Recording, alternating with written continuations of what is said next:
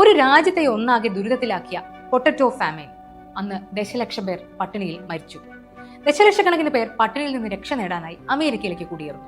Irish കൾച്ചറിലുള്ള Halloween അങ്ങനെ അമേരിക്കയിലും എത്തി. അവരത് വ്യാപകമായി ആഘോഷിക്കാൻ തുടങ്ങി.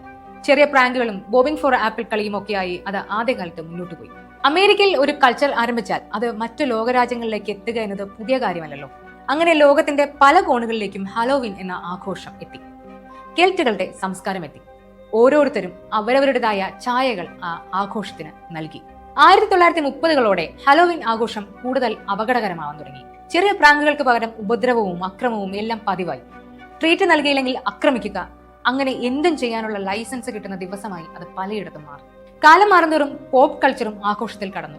മദ്യവും ഗോസ്റ്റ് മൂവികളും എല്ലാമായി പേടിപ്പെടുത്തുന്ന വസ്ത്രങ്ങളും അണിഞ്ഞ് ഭീകരാന്തരീക്ഷം ഉണ്ടാക്കിക്കൊണ്ടാണ് ഇന്ന് ലോകത്തിൽ പലയിടങ്ങളിലും ഹാലോവീൻ ആഘോഷിക്കപ്പെടുന്നത്.